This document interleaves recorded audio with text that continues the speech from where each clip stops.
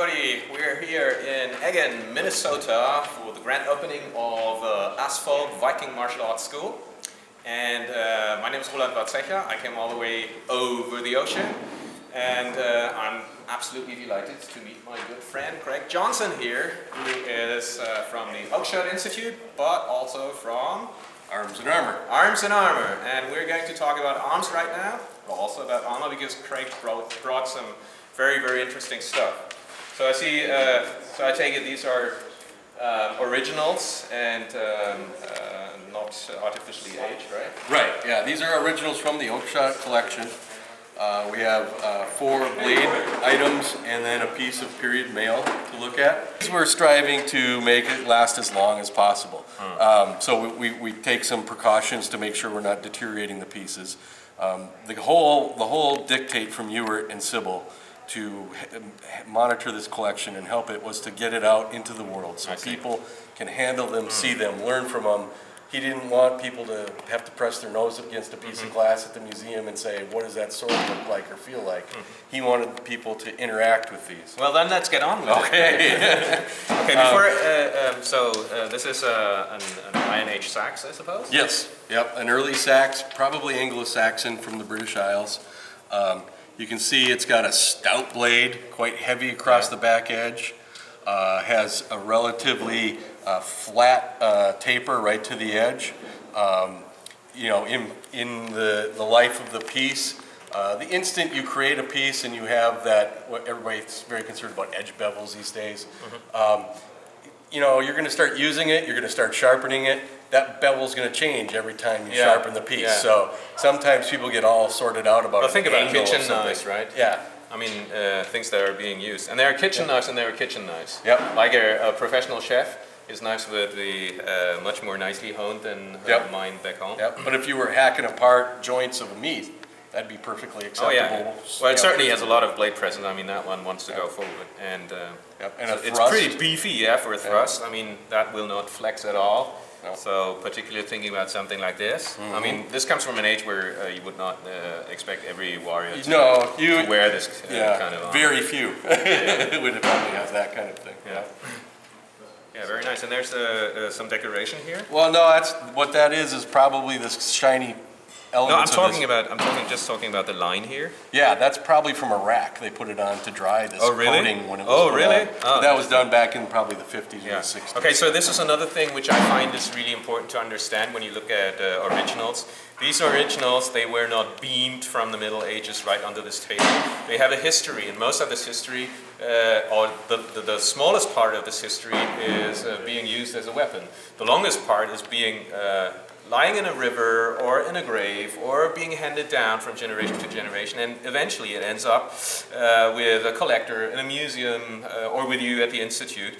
And all the while people were treating it in a certain way and maybe trying to maintain them at best, and there are a lot of ways how people were dealing with steel in order to preserve it. Some methods have been abandoned now, like putting it into, what do you call it, acid or stuff like that, which gives it this nasty aluminum look and just kills all the corrosion, so you lose a lot of the blade. Then there's putting coatings on it. Like I've seen a lot of well-oiled blades, which were well-oiled like 30 years ago, and now it's this nasty, sticky yellow film. Oh my God, it's just, you need an extra new restorer to get off this coating. So this is something to keep in mind. All of these things have been restored or maintained more or less well. Yep, exactly.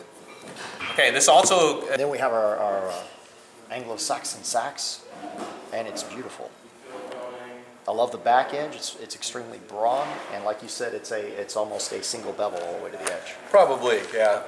Now it does change over time, and any blade as you start sharpening is going to change over time, and who knows what kind of edge geometry it had at the origin. Something like this that's corroded this badly.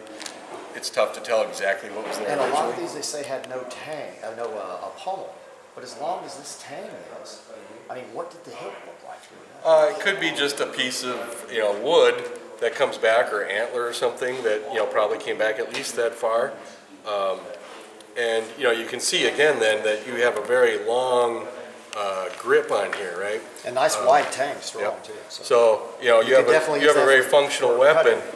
You have something in cutting, and then with a grip this long, it It would doesn't, be a weapon as well. yeah, it doesn't take too long to realize that, you know, the ability to sweep Oh, certainly. with weapons and things like that. So, and we know that that's there in some of the aspects of some of these weapons. What so. I like about the big wide tang is I have a modern reproduction of a clipped back sax, right? Broken back sax.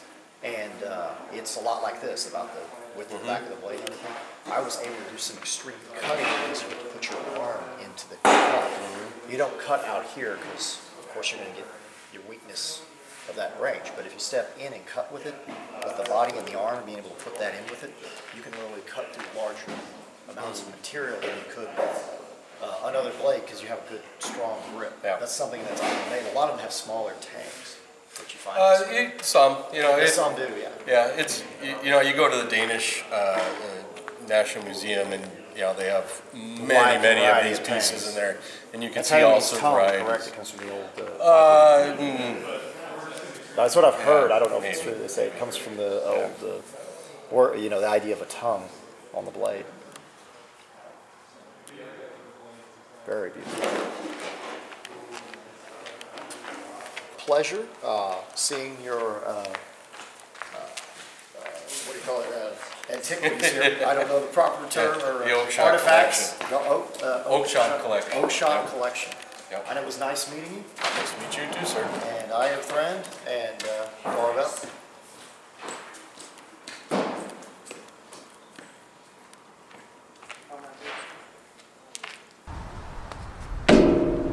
Ooh!